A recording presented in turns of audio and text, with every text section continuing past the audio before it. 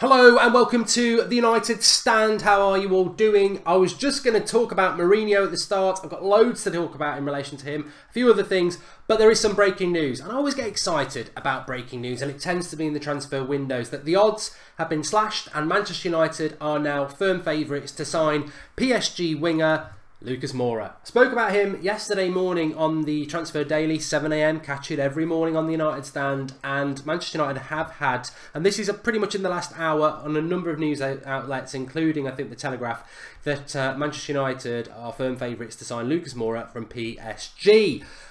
We need a winger. We need a winger at Manchester United. Whether this is the guy that we should be going for or not, I mean, there could be an element of putting two and two together here, because PSG do need to generate funds. There is something called financial fair play. I know it doesn't feel like that with the way Man City and PSG act, but PSG have committed to a hell of a lot of money in relation to Mbappe and Neymar, and they need to balance the books. So they are going to let players go, and they have got players like Lucas Moura who are not playing many games for them. I think he's played 6 games this season, so he is surplus to requirements. He did nearly come to Manchester United before he went to PSG a few years ago, but he chose PSG over Manchester United, which again for me is another big cross in the name next to him. I think he's a bit of a mercenary, as many Brazilian footballers are. It's all about the money, and I think he's now not playing for PSG and he's looking for a move elsewhere, and Manchester United is a cash cow that a lot of players will look at. Can he come to the Premier League and offer us anything? There is no pedigree to suggest that he could. He could be another Di Maria, who funnily enough is also at PSG. In fact, I would rather take Di Maria back at Manchester United than take Moura. I don't rate Moura that much. I think he's got brilliant flair and ability on the ball to dribble, and he can create goals and he can score goals. But he's 5'7". He's not set the world on fire at PSG. I think the French league is a bit of a pub league, and I don't think this is the sort of signing that Manchester United should be doing, or ultimately, and maybe I'm adding a little bit of hope to this, will do. I think it's just typical January transfer news, where you talk about a player and a club that maybe want to sell somebody, you throw Manchester United in the equation, and you come out with the perfect cake that everyone wants a piece of.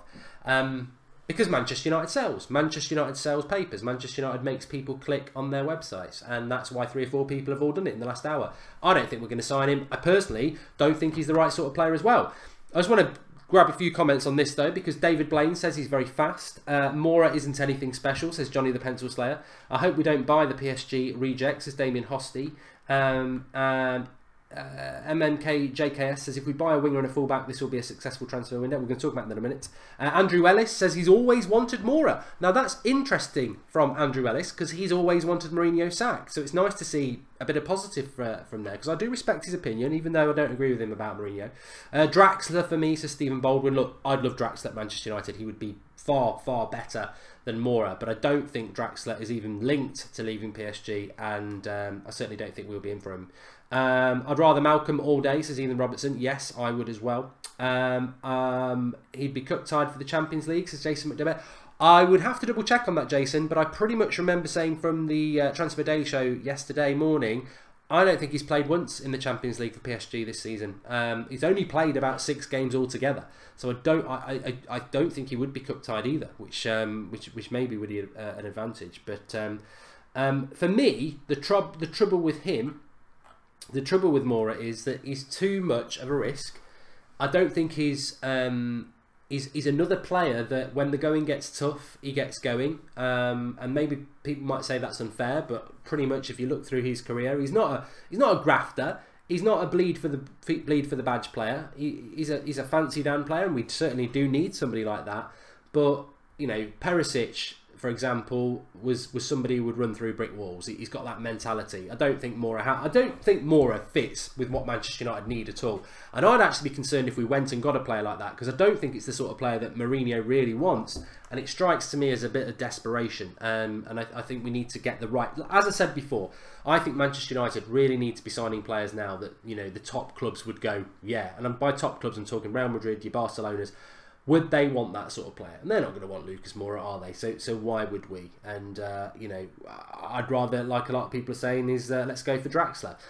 Anyway, that's the update on Lucas Moura. Let's see what happens with it. I don't think anything's going to happen with it. Now, the title of the show is Mourinho. the title of the show is Mourinho is frustrated with Manchester United's transfer policy, is what we were going to be talking about and are going to talk about now. So what this is basically to do with is that this has been in the... I saw it in the Mirror, I saw it in other things as well. It's not what you think. It's not the frustration that we have, and I'm sure Mourinho does have this frustration that, you know, we are the richest club in the world, we have got massive amounts of funds, but they won't release it because of profit lines and everything like that. I'm sure that does frustrate Mourinho that, you know, like last summer he didn't get Perisic because we wouldn't go so high. He sort of alluded to that with the Van Dijk deal of Liverpool, where he said, look, yeah, they've overpaid, but you either overpay or you don't get the player. And everyone thinks he's talking about Van Dijk there. He was definitely talking about Perisic last summer, where United refused to pay the fee, we didn't get the player.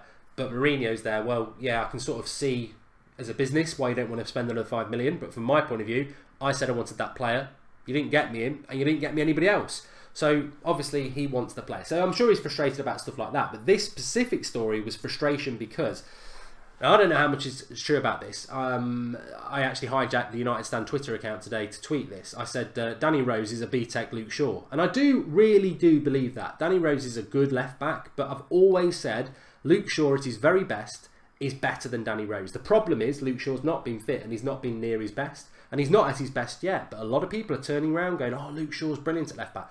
I and a few people already knew this. Luke Shaw, when we signed him, when he was at Southampton, and for a short period of time at United, has been very good. What he's doing at the moment, he's playing week in, week out, and he's getting better and better with games. It's what Mourinho said 2 months ago. You know, Luke Shaw needs games, and I can't give him games because he's 3 or 4 behind people like Blind and Darmian and Young. Now he's in that #1 position. He is getting games. He is getting better and better. We don't need to sign Danny Rose for £50 million and lose Luke Shaw. It's a stupid decision.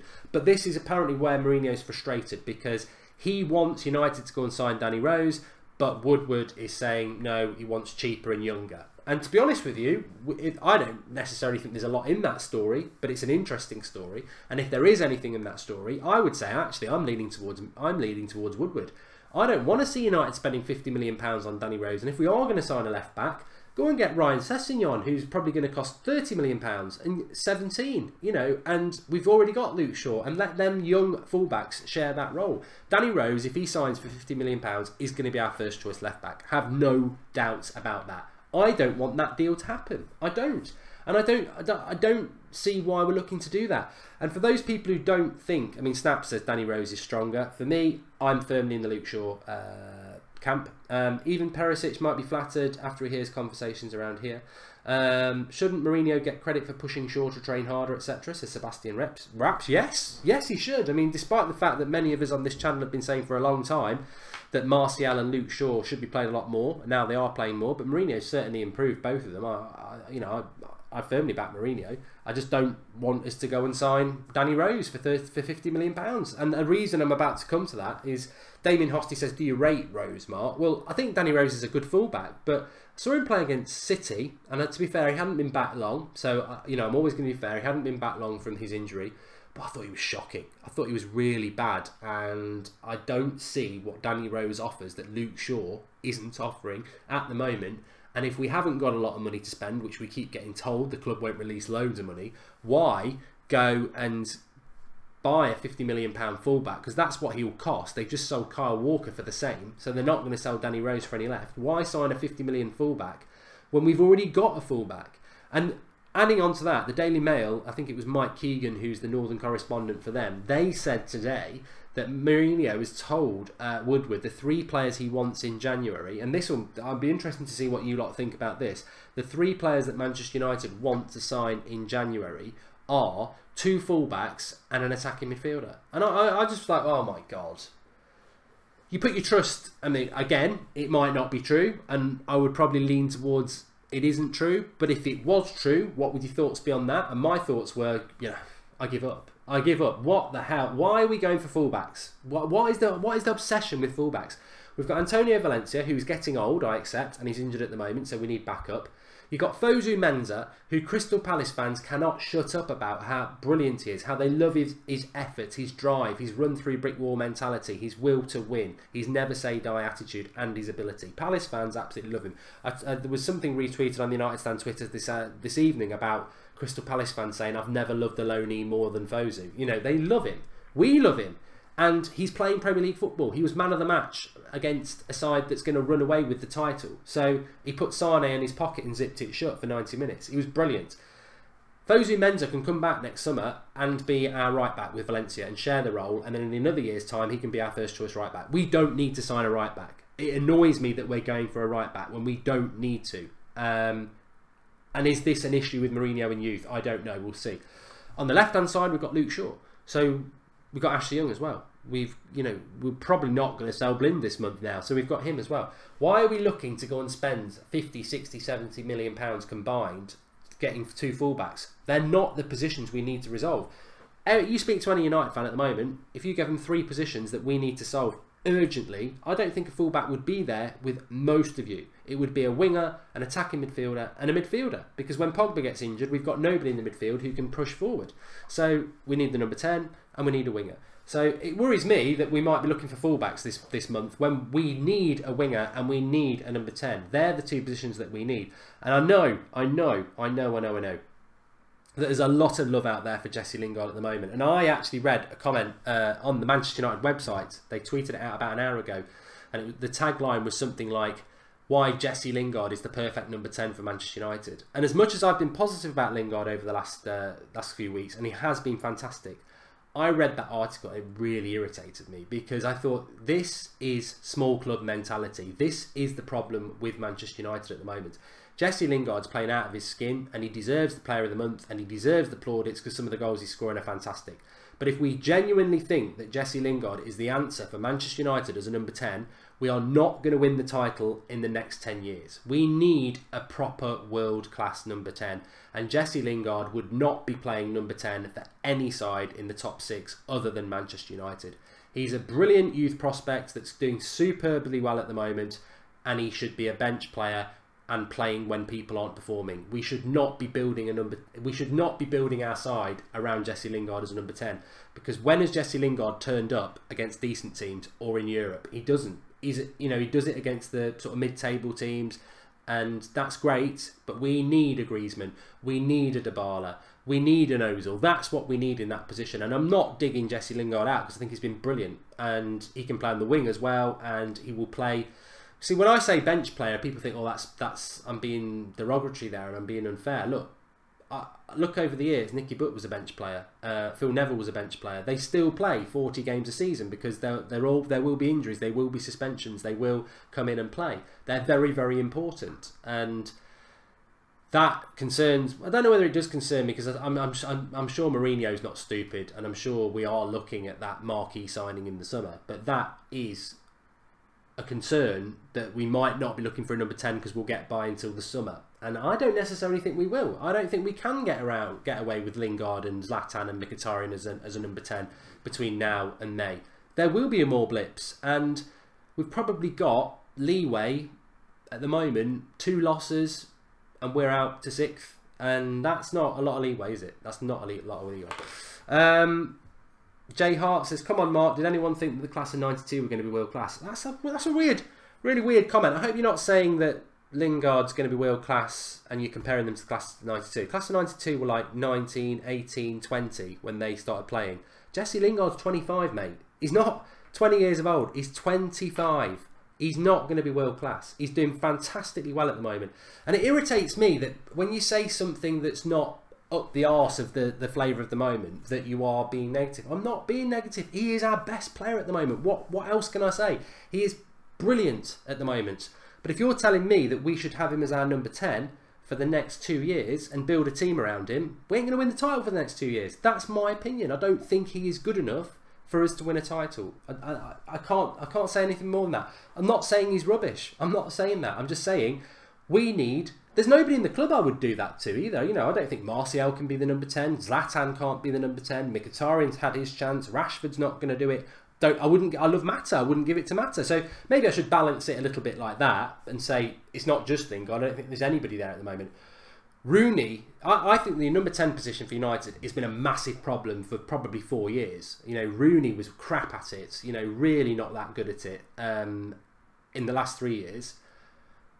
We need, the number 10 is the most important position. That position needs to be pretty much the marquee player of the whole team, the best player in the team. That's why it's got to be Dybala, it's got to be Griezmann, it's got to be the marquee signing. That is, we get the number 10 position right, and we get everything right, and it can't be Jesse Lingard. Stejak FIFA says, I'm a subscriber since you wanted to leave the United stand. Luckily, we and Drawty convinced you to stay. What a good decision you now make. And more than 170,000 people's evening more entertaining. Keep up the work. Oh, that's nice. I wasn't expecting that. Thanks for the contribution, pal. And thanks for the nice message. Andy Bryant, Lingard has been awesome lately. Yes, I think I've said that about 4 times. I'd rather Lingard in the team than Lukaku, says Kane Pogba. Look, you know, Lingard pretty much with Martial and Pogba and De Gea for me is 4 players that you put on your team sheet straight away. That, you know, I cannot say more than that. I can't say more than that. But I'm just. I mean, I'll throw it out to the live comments. There's other things I want to talk about, but are there people genuinely out there that think Jesse Lingard should be our number 10 for the next 3 years? I mean, maybe I'm missing something. I would presume that everybody can see that is not the answer, but maybe people genuinely think he should be. In which case, let's see if Mourinho thinks it, and I hope I'm proved wrong. I really do. But I just can't think it.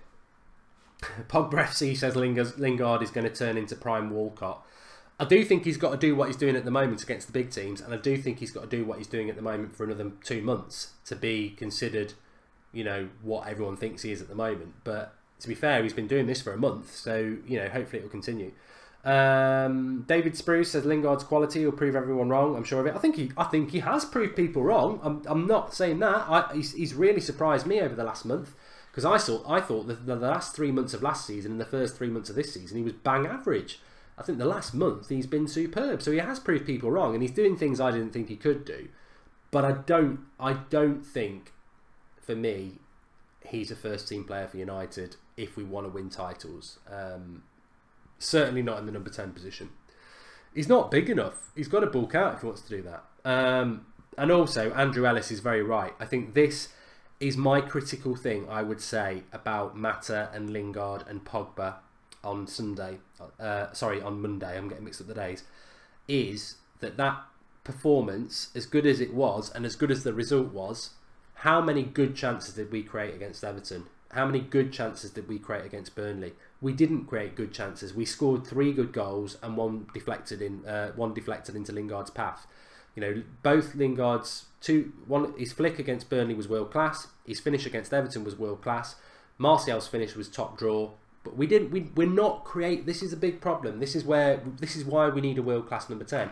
Because you look at your Spurs and your City and that, and they create good 5 to 10 chances a game, like really good chances. We're not a team that's creating good chances at all. We don't. We score good goals, but we're not creating the chances. We're not carving teams apart. And that is on Mata, Lingard and Pogba. You know, they've got to create the chances, and we're not doing that. They're playing well. You know, I think if you look at Pogba's performance, Lingard's performance, Mata's performance against Everton, they were all 8 out of 10 performances. But if you're really harsh, if they're playing so well, why are we not creating the chances? And I think that is what we're missing. It's not, they're all certain sorts of players. We need a player who can come in and carve teams apart and slip passes in and get players in one-on-one situations. That's what United need. He's definitely playing him. Somebody just said there, he's playing himself into the England squad. Jesse Lingard should be in the England team. Forget the England squad. The England squad is about equivalent of Stoke, and Lingard would walk into that team. So he definitely should be walking into that. A little bit on Mesut Ozil playing for Arsenal tonight against Chelsea. I just think that could be curtains for January transfer window in relation to Ozil. I don't know what you think. I don't know.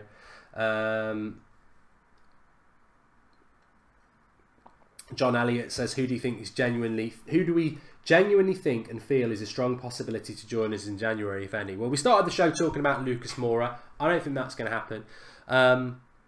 I'm slightly concerned about this news for anybody who's joining a little bit late, that we might be looking at fullbacks in this transfer window and not midfielders and wingers. But I really hope we don't sign a fullback this January, because it's not that I'm against the signing of fullback. I really don't think we need to, but it's not the signing we need at the moment. You know, defensively we're not in trouble. We've got lots of options. You could play Twansibi as a fullback. We don't need to go and sign a fullback in January. It's not the priority position. The priority positions are a number 10 and a winger. And it would really annoy me if we just go, well, Lingard's playing well. We've got Zlatan back in a month. Let's not bother with a number 10. Manchester United's problem at the moment, because look, major problems get solved in the summer. You paper the cracks in January, unless you get lucky and you can get a major problem solver in January, which is quite rare. So you paper the cracks in January to get you through to May. Manchester United's problem at the moment is we are not creating enough chances. We're not creating enough good chances, like I said before. You know, the ones where we might not score it, Lukaku probably misses it, but, you know, a one-on-one or a good cross or whatever. We're not creating those sort of chances. That is because the number 10 is not creating them and the wingers can't cross. So you've got to go, I would go for a winger and a number 10, but you've certainly got to go and get one. And if United fail to do that and get a fullback, I just think it's... What's the fullback going to do about creating chances for us? It's not going to solve us the problem, is it? There might be a better fullback than what we've got, but they're not going to solve the biggest problem for United at the moment. So for me, if you want that fullback, wait till the summer to do that. Solve the problem, paper the crack now. And that's what I want to see. Lil Pump says sell Blind and Darmian and get Jimenez in. Well, apparently Darmian's agent has come out today and said that Darmian's not for sale. And as I said, get Rightmove out there straight away and get a sign up, because he's got to go. He has got to go. Harsh but fair. Can I try some vitamin C? I tell you what, this cold has lingered on. It's been horrible. Absolutely horrible. Lucas Moura is a winger. Gungshi, yeah, I think I get mixed up because I look at so many players, but I think Lucas Moura is a left-footer, plays on the right. I think somebody will correct me on that.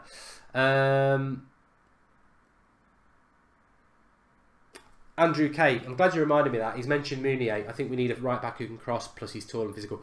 I was asked about a month ago, what's the one player that you think United are going to sign this month? And I did say a month ago that I think Thomas Mounier at PSG is likely. If we sign Mounier from PSG, I will be happy with it. And I know that sort of flies in the wind of what I've just said there, but he does improve us and he can play a number of positions. And if that is the right deal for United to do in PSG in the summer, then, you know, that's fine. But if that's the only deal we do in January, it still doesn't solve the big problem that you've got. I'm not saying don't go and sign a fullback, and I'm more, you know, I don't want to sign Danny Rose. I don't see the point in that. But Mounier can play in a number of positions, and Valencia is getting injured a lot, and, you know, he is a good fullback, and I think Mourinho would like to use him more centrally as well.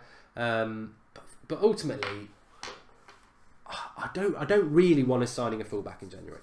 What about Marco Reus? Says Andy Bryant. Well, I think if we could work a situation where we sell Mkhitaryan back to Dortmund and we take a Dortmund player, that would be good.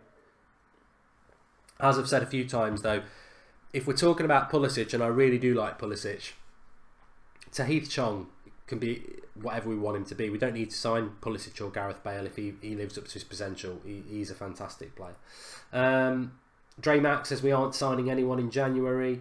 I will read your super chat, ice cold. Arsenal making chances left, right and centre, says ha ha banter. And we need a mid. I'd tell you what, it'd be good if Arsenal did get a result tonight. Keep us in second place, wouldn't it? Although a draw would be better. Should we recall Fosu Mensah, says Shaw's 1107. I think that's a great question. I'd be interested to see how many people say yes and no in the live comments. So say yes and no in the live comments.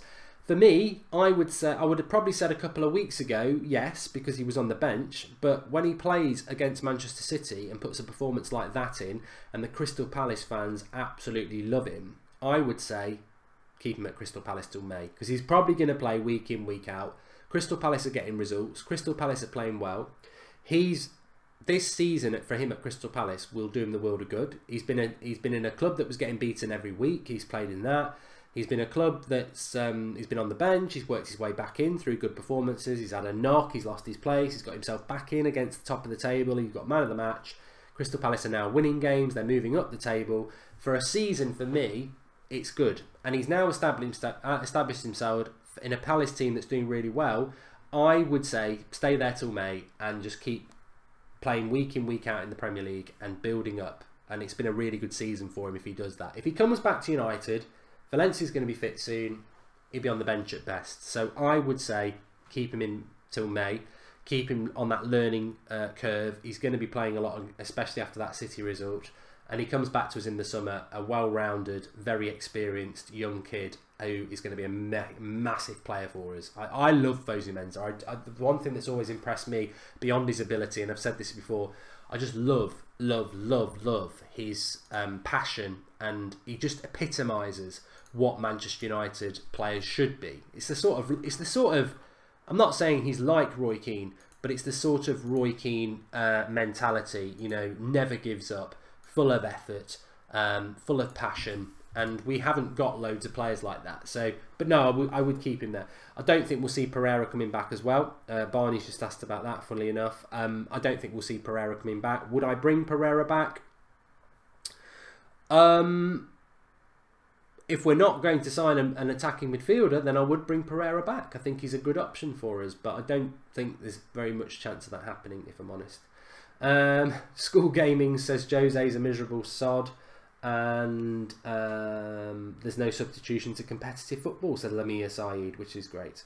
Dina Gold loves my passion. Well, I'm passionate because of you lot. You know, we're all passionate, really. That's why it works. What about Forsberg, says Dino Nadim.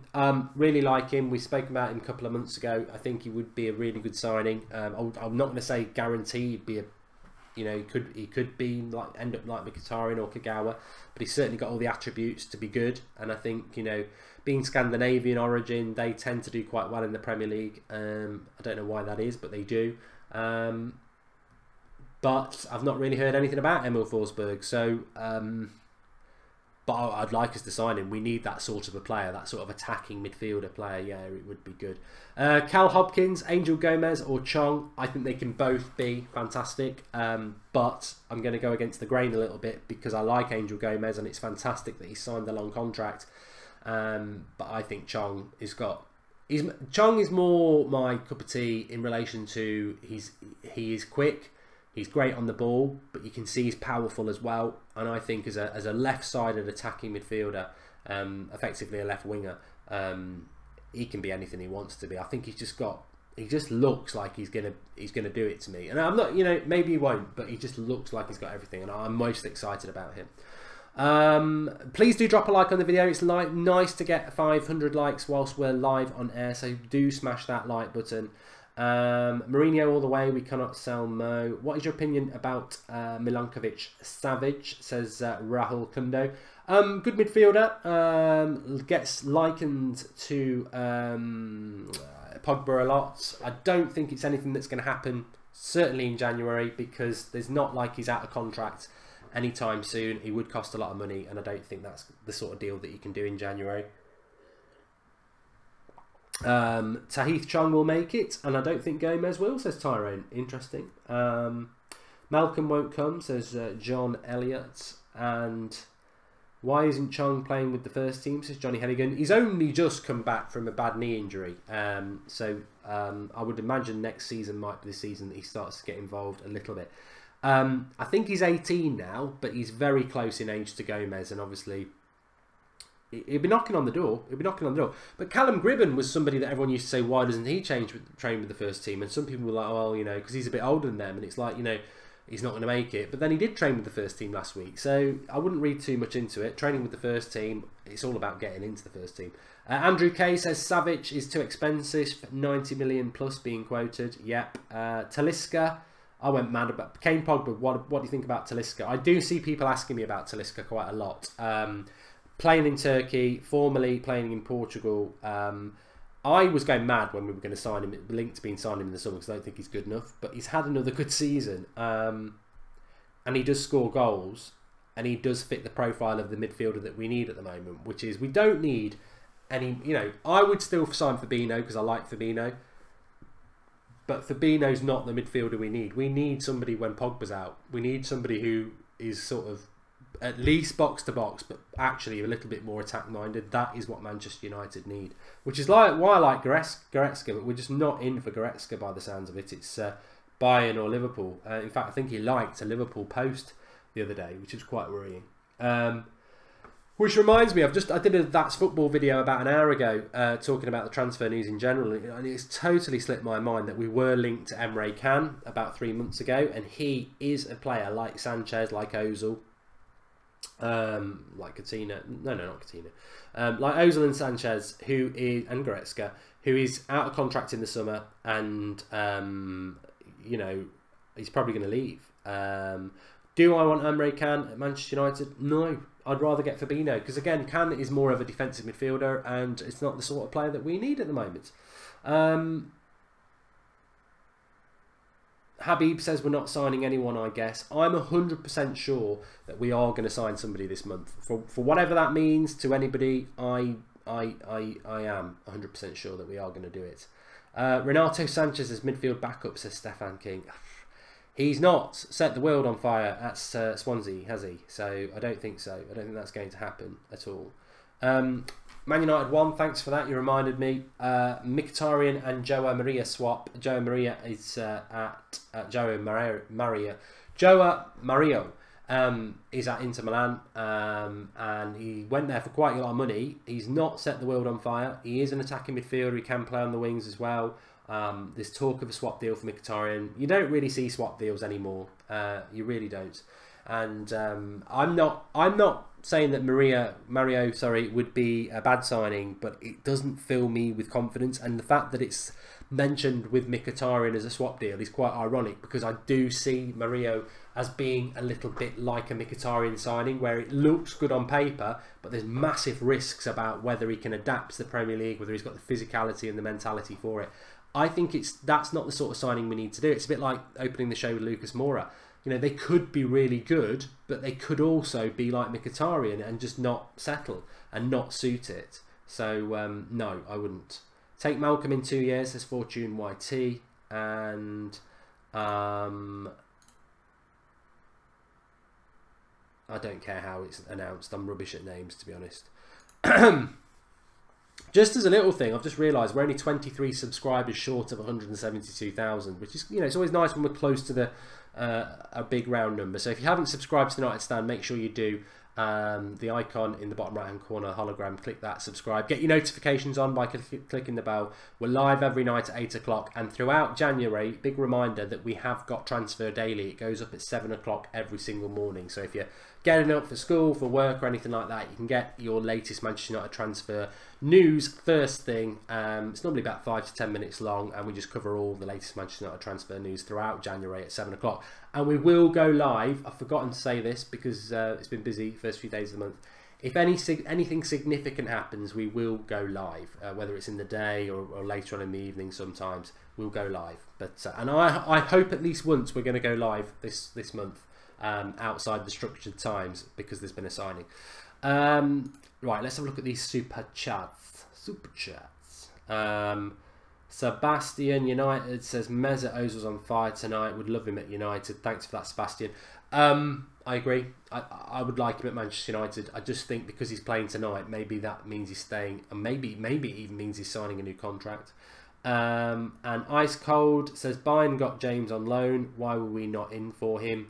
Thanks for the contribution, Ice Cold. I think we spoke about that in the summer, didn't we? James Rodriguez was linked to us very, very strongly for a long time last summer, and it never ever happened. And I think that is always the lesson, is no matter what the breaking news is or who's reporting the breaking news, whether it's, you know, Sky Sports or anything like that, you've got to be very, very, you know, I think most of us are, United, we get linked to all sorts of people. You've got to be just very, you know, open-minded to the fact that it could be a load of nonsense. James Rodriguez, wand of a left foot, would have been very nice to have at Manchester United, to be fair. I mean, at the time when we were interested in him, I remember I was saying, we've got Pereira, we don't need him. Well, we loaned Pereira, so that argument was was redundant anyway. I wanted to see Pereira playing this season, and obviously it didn't happen, and that's why I didn't want Rodriguez, but we loaned Pereira anyway. So I would love to have seen Rodriguez at Manchester United. You look at the problems we've got at the moment, and it is creating chances. We're fortunate that we've got Lingard and Martial and others who are just scoring really good goals, because we're not creating the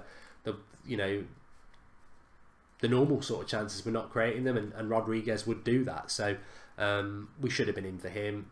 There's an issue. There is an issue with George Mendes, who is Mourinho's agent and is David De Gea's agent. When we got Mourinho, we started going through the list of all his clients at George Mendes, thinking, you know, we're going to get these players in. You look at what he's done at Wolves, so many players there that he's involved with. I think he might even have a stake in Wolves.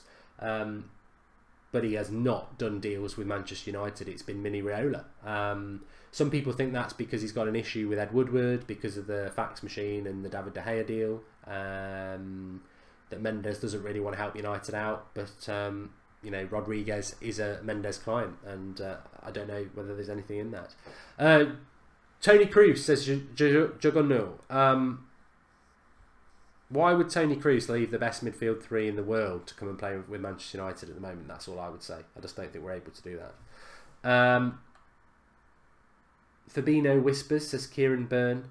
I'd love to sign Fabinho. I would. I still don't think it's the player we need right now, but I would. Tony Maunder says Ross Barkley. I don't think Ross Barkley's back fit yet, so I don't think we would do that deal. Although he is available for free in the summer, I wouldn't be opposed to that. Les Dennis says you've been contradictory. If you give me the full sentence, I can know what you're on about, Les. Iron says Mark said that James is very, very overrated. I think anybody who's watching the United stand in the summer will know that in relation to James Rodriguez, we did quite a lot of videos on him, and I've never said that he's overrated. What I did say is that I would have preferred. I didn't really want him because I'd prefer to, you know, build a team around Pereira. That didn't happen. But what I also said is that Rodriguez has got a wonderful left foot. In fact, people were talking about T-shirts being made for it at the time. So he has got a wonderful left foot. And in relation to what's happened, I think Rodriguez would have been a good signing for us, because we don't create any chances. We really do struggle in that position behind the forwards and in between the midfield in creating chances. And maybe he could have done that. I have heard the Danny Rose news that we've spoken about that. I hope we're not in for him. I really hope we're not in for Danny Rose. What a waste of £50 million that would be when you've got Luke Shaw. Sign Lamar, says Imran. I think Lamar will probably go to Liverpool, as Shoot Neutrality did say. Is Mahrez too similar to Mata? Says We Stand United. I think he's better on the ball than Mata. He's quicker and he can take people on. Mata's not a player who skins people, is he? So they're quite different.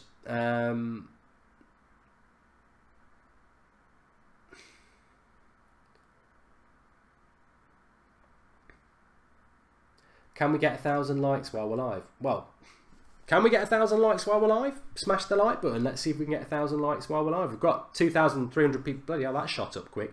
We've got 2,300 people watching, so if half of them like the video, we will get 1,000 likes. So please do that. Let's just double check something before I move to the next topic, and that is... It's 0-0 in Arsenal-Chelsea, which is useful for us, and hopefully it will stay that way, because that would leave us comfortably in second place by a point. But it's nice to get second place back, wouldn't it? And I don't actually feel that Chelsea will win today. I think Arsenal might get a result. Lucas Moura is absolutely blowing up everywhere, so I'm glad we spoke about that at the start. Yeah, that's okay. That's fine.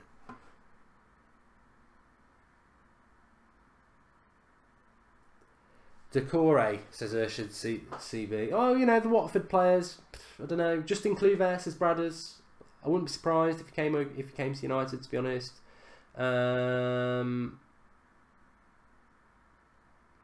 So Liverpool signed Salah. Dybala would be my top target, says Liam O'Shaughnessy. Lynn Hall says, bit fed up, we only seem to be seriously chasing injury prone or out of form players who can't get a game or improving kids. We need proven quality, but that costs. I do agree with that, Lynn. I think we need players that are going to come in and hit the ground running, which is why I'd love it if we did get an Ozil, because I think you know what you're getting, and you're getting a very, very good player, and we need that sort of player to just come in the team, go straight into the team and do some damage. I mean, on a positive, there's talk of us signing not just one but two world-class players in the summer. So you know who they could be. You know, we talk about Griezmann's and Dybala's, but maybe Bale as well. It is interesting. Dan Frost's on about Angel Gomez's contract being signed today. I think he signed it quite a long time ago, but it is interesting in relation to that. Let me just have a quick look. Somebody's just told me something that I do need to check. I do like the transfer stuff. I mean, in the summer it's mad. January it's only a month, so it's you know, blink and you miss it sort of stuff. But there is lots going on. And I'm just having a quick look at a Demartio post because I'm not 100% sure if it's anything we need to concern ourselves with, but you never know.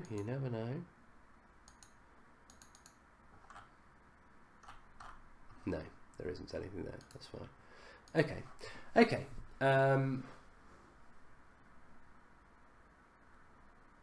Harry Taylor, would love to hear your opinion on James Wilson's potential. I don't think James Wilson's going to amount to anything at Manchester United. I think he will end up going to a Championship club. I know he was named in the Champions League squad, but he's just not getting in the squad, is he? He's not getting close to it, and I don't think ultimately he's going to be good enough for it. But I wish him well wherever he goes, and you know, never say never, but I just don't think it's going to work out for him at Manchester United.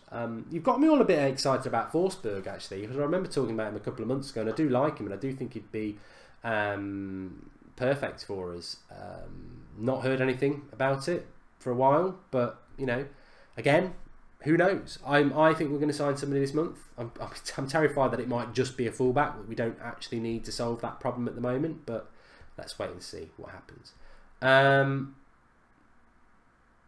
Thanks everybody for watching. Thanks everyone who's dropped a like on the video. Subscribe to the channel if you're new. We're getting closer to 172,000 subscribers. Remember, we are live at 7 AM tomorrow with Transfer Daily, and then back again tomorrow night. I don't think I'm going to be live at 8 o'clock tomorrow night, actually. I've got a meeting. I'm important. I've got a meeting. I have got a meeting tomorrow night at about 5 o'clock that could overrun, so I may not get back in time for the 8 o'clock show. There will be a show. It might just be pushed back till 9, but there will be a show tomorrow night. But the 7 o'clock Transfer Daily will go up. And obviously, if we get any news later on tonight or in the day tomorrow, any transfer news, come on, fingers crossed, we'll go live. So make sure you've subscribed and make sure you've got your notifications on. That is the bell, because when we go live, you'll get a notification.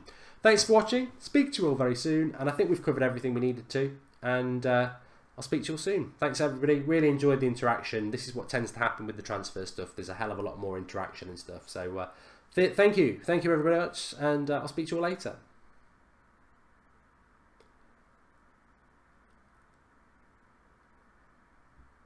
Most good one that was. It was only meant to be half an hour, but when you get talking, it's good.